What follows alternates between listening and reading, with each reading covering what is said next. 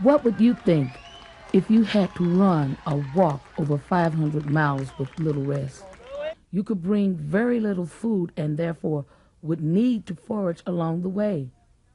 Also, you would not have any money or modern-day credit cards.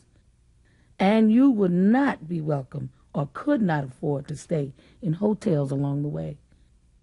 To make things even more difficult, you would not have maps or even road signs to help you determine your route. And finally, imagine that every policeman and nearly every stranger is a potential threat, ready to capture or harm you. How would you feel? How could you possibly reach your destination safely? This is what African American slaves escaping to freedom from bondage in the South faced. A long, difficult, life-threatening journey. Slaves making this journey were alone, cold, hungry, and always in fear. But some were able to get assistance from people along the way. This loose-knit network of people offering shelter, food, safety, and encouragement to fugitive slaves is referred to as the Underground Railroad. Amazing grace, how sweet the sound. What is this institution called slavery? What made it so horrible? Why was it worth risking one's life to escape? Slavery in America meant people were frequently bought and sold like cattle, fed just enough to survive, were poorly clothed, and were housed in coal shacks, which barely kept out the biting wind. Worked from sun up to sundown to exhaustion in the burning sun or freezing cold, and occasionally were brutally punished. Nobody knows the trouble I've seen. Nobody Captured, beaten, and frequently killed. People were enslaved from Africa and shipped as cargo throughout the world. Ships brought thousands of slaves to America under deplorable conditions. Many got sick and died as a result of lack of food, clean water, and very poor sanitation. The first African slaves came to the eastern shores of North America in 1619 to Jamestown on a Dutch ship. Early in the 1700s, it was believed that slavery would not flourish and would gradually disappear, as it did not appear to be profitable. But the invention and widespread use of the cotton gin and other machinery after the 1790s made cotton growing a successful business for a privileged few in America.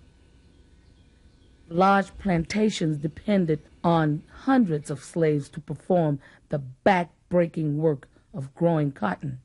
Generally, on the more southern plantations, the worse the working and living conditions.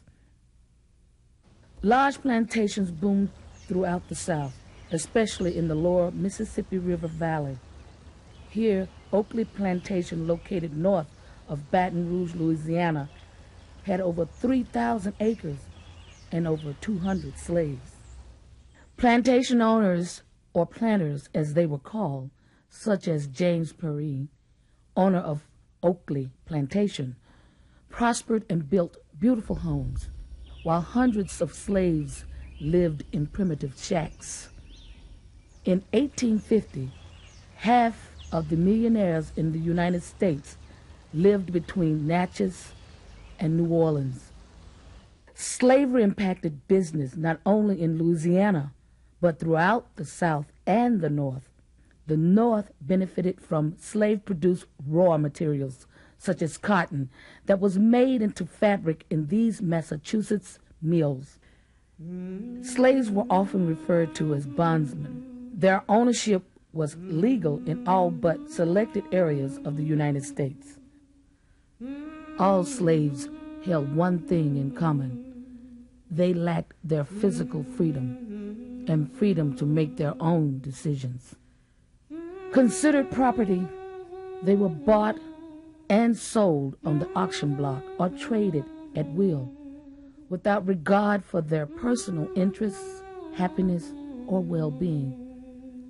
Husbands could be separated from their wives and children from their mothers whenever owners demanded it, without any hope of reunion. The major terror among slaves was to be sold south, where conditions were even more severe. Slaves were marched south in huge slave gangs or coffles. Slaves had absolutely no control over their destiny. All family ties and culture were destroyed and not allowed to flourish. Some slaves worked from dawn to dusk in the fields with inadequate food and clothing, under very brutal overseers who frequently administered severe physical punishment. Others became skilled laborers in trades such as blacksmithing and carpentry, and were hired out for wages paid to the owner, but not to the slave, or as house servants, cooking meals in the plantation kitchen or caring for the mansion while slaves lived in shacks. Slaves had little hope for a better life. They had no control over their future and did not share in the profits of their labor. Living in small, poorly constructed cabins, most slaves were forced to tolerate difficult living situations with few possessions. In the early days of the United States, there were small pockets of people who disagreed with slavery, but for the most part, the nation turned its head and looked the other way. But in the North, many felt slavery was wrong. In Vermont, the 14th state, the original Constitution, adopted in this building in July 1777, prohibited slavery. Later, slavery was also outlawed in Massachusetts, here in the old State House.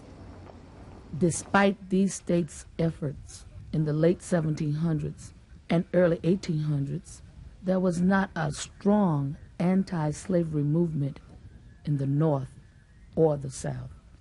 As time progressed, however, small factions of anti-slavery advocates became more vocal and more organized. Religious groups such as the Quakers and other activists formed the American Anti-Slavery Society in 1837. Anti-slavery activist William Lloyd Garrison published the first significant anti-slavery newspaper called The Liberator. Vigilance committees organized for the care, protection, escape, and rescue of slaves and free blacks that were in danger. Throughout the 1830s and 1840s, individuals called abolitionists began speaking out publicly against the sins of slavery. America's leading black abolitionist was Frederick Douglass. Douglass escaped to freedom in upstate New York.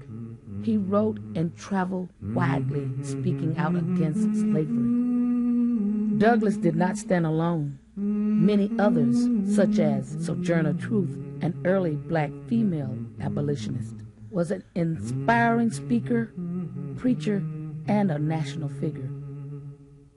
Gerrit Smith, a noted abolitionist from Peterborough, New York, was one of the founders of the New York State Anti-Slavery Society.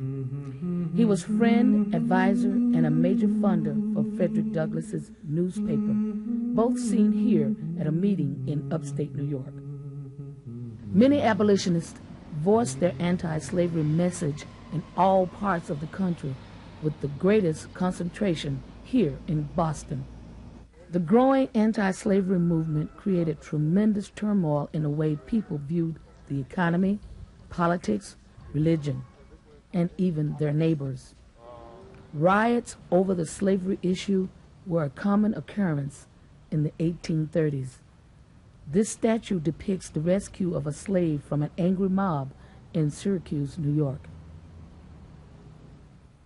Elijah Lovejoy, an abolitionist and publisher of an anti-slavery newspaper, in 1837 was killed by anti-abolitionists in Indiana and his printing press destroyed.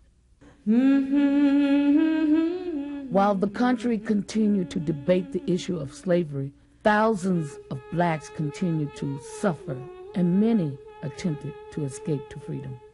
Many slaves escaped using the Underground Railroad, which perhaps got its name when a runaway slave named Tice Davids fled Kentucky and was aided by the local farmers. Davids was chased to the Ohio River, where he mysteriously disappeared. The slave owner said it was as if he disappeared on some underground railroad. The term Underground Railroad is confusing. It was not a railroad, and it was not underground. It is not an accurate term because it implies that runaway slaves traveled on direct routes with specific stops, time schedules, and conductors guiding their path. The Underground Railroad was a loose-knit system of people helping fugitive slaves to reach freedom. Those involved primarily relied on help from those that gather here at the African Meeting House in Boston. Free blacks, vigilance committees, and anti-slavery sympathizers helped fugitives in their own way. The Underground Railroad is a difficult subject to research because very few records or documents exist. Much was done in secret. Why did the Underground Railroad exist? It existed because people from a wide variety of backgrounds wanted to help slaves escape the chains of bondage. One of the earliest recorded instances of slaves being assisted in their escape was in 1786, when Quakers in Philadelphia helped runaways from Virginia. While it is commonly thought slaves were trying to escape to Canadian cities such as Montreal as seen here, in reality, most were not attempting to go to specific places, but instead were just trying to escape from the horrors of slavery. They went to any place where life hopefully was better and more secure, and where they were able to live in peace, where they weren't beaten and required to toil long hours in terrible conditions. Many slaves fled to Cuba or Florida or Mexico. In the swamps of Florida, they lived amongst the Native American Seminoles and were known as Black Seminoles. Many escaped slaves found refuge in free black communities in northern cities and lived among houses such as these owned by free blacks.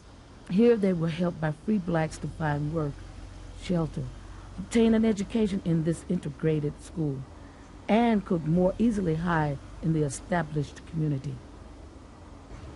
Most of the people involved in the Underground Railroad were just normal, everyday people like us. They were farmers, merchants, escaped slaves such as those in the swamps of Louisiana, free blacks such as Lewis Hayden, an active person on the Underground Railroad in Boston, and people with deep religious beliefs that prompted them to help slaves on the run. There were many heroes, including those who were fleeing for their freedom and lives. One of the bravest and most well-known people on the Underground Railroad was Harriet Tubman. As a slave on Maryland's eastern shore, she worked fields like this one, developing a strong body and will. Upon hearing of her impending sale to a southern plantation, she chose to take the risk of escaping to the north. Trudging through marshes, swamps, and rivers, she made her way to where she felt safer, the north. Called the Moses of her people, Harriet Tubman returned 19 times to guide her parents, family, and other slaves to freedom. Later, she established this home for elderly free slaves in Auburn, New York. Others who fought hard to help runaway slaves included the Quaker who was referred to as the president of the Underground Railroad, Levi Coffin. It is estimated that he guided thousands of runaways fleeing through the countryside of Ohio and Indiana. In most cases, fugitive slaves stayed or settled where they found safety, shelter, employment, and food. One such place was Rokeby, a sheep farm in Ferrisburg, Vermont, owned by the Robinsons, a Quaker family. Original letters tell us that runaway slaves lived and worked for wages at Rokeby Farms for the Robinsons. Also, for a number of years, the Robinsons conducted a school for black and white children. One such runaway who we know lived and worked there was named Jesse. The majority of escapees were likely to be young men ages 18 to 30. They were tough, hard, desperate, and often armed. While we do not have a painting or a photograph of Jesse, he probably looked something like this. Jesse faced danger everywhere he went. Someone, anyone, could capture him, brutally punish him, and maybe even kill him. From original letters, we know that Jesse was a slave in Perquimans County, North Carolina. Jesse labored on a plantation located near Albemarle Sound. He probably worked long hours in the fields, like this one recently planted with cotton. While we do not know the specifics of Jesse's escape to Ferrisburg, Vermont, like many slaves, he faced a difficult and dangerous journey totaling over 500 miles. If Jesse was lucky, he sailed on a boat from Albemarle Sound, North Carolina, to a northern city such as Philadelphia, New York, or Boston. But most fugitives, like Jesse, made the slow and arduous journey on foot, through swamps and over dirt roads. If fortunate enough, he might be offered a ride on a wagon pulled by mules or horses, or find a boat he could paddle. He may have slept in the forest, or perhaps he hid in a barn and slept under the hay. He probably ate whatever he could get his hands on, including berries, roots, or wild game. If fortunate, runaways like Jesse were taken in by those sympathetic to their hardships. These safe houses served as temporary stopping points for slaves on the move. Perhaps you have a home in your community in which slaves were harbored. Runaway slaves were lodged where there was extra room in the house, cellar, or barn. Once he arrived at Rokeby Farm, Jesse was relatively safe and able to rest, visit, and work. Jesse earned at least $150 working at the Rokeby sheep farm over 1 to 2 years. He wanted to use this money to purchase his freedom. We do not know if Jesse ever purchased his freedom. Perhaps he made the 70-mile trip along Lake Champlain to the Canadian border. While actual escape routes are difficult to trace, this map illustrates what is believed to be the general flow of fugitive slaves. Slaves in the Deep South found refuge in Florida, Cuba, and Mexico, while slaves in the more northern southern states fled to Canada and states such as New York, Massachusetts, and Vermont. There are many well-known escapes along the Underground Railroad. One famous escape involves a slave nicknamed Box Brown, who traveled in a box on a train between Richmond and Philadelphia. It became ever more difficult and dangerous for slaves to escape to freedom. In 1850, the Fugitive Slave Act was passed, permitting the recapture and extradition of escaped slaves in the entire United States.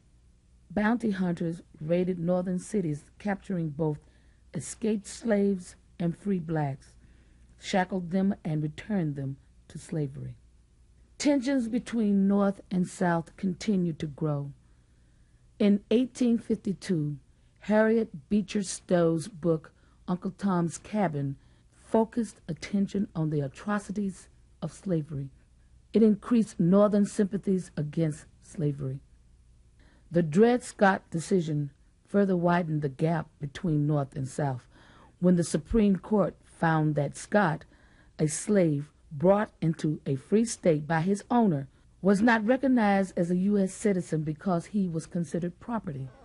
In 1861, the Civil War broke out, with slavery being one of the central issues for which hundreds of thousands fought and died. African Americans, escaped slaves, and free blacks contributed to this cause, serving as soldiers, nurses, guides, and spies. The Underground Railroad played an important role in this struggle by not only providing a means to freedom for thousands of slaves, but it served as a festering reminder that slavery was an institution which had to end. The close of the Civil War saw an end to slavery in America. By studying the Underground Railroad, its perils and rewards, we can shine a light on the many brave men and women of all races who risked their lives for the sake of freedom.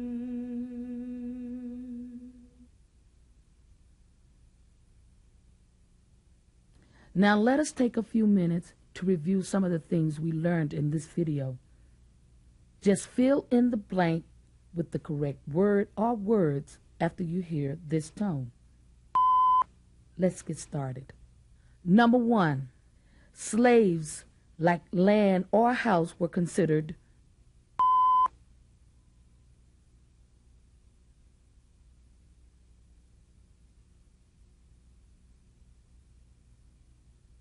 Number 2, a person who spoke out against slavery was called an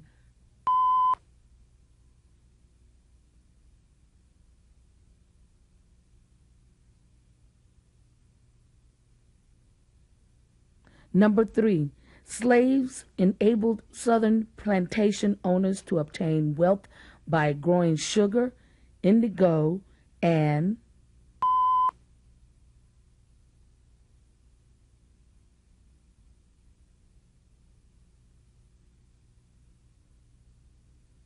Number 4, Harriet was a heroic figure on the Underground Railroad, making 19 missions to free slaves.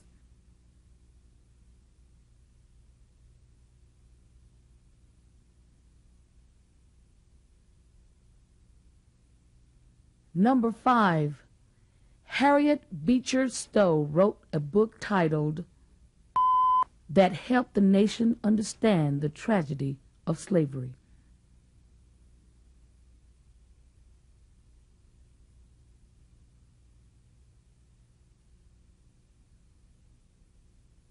Bring a little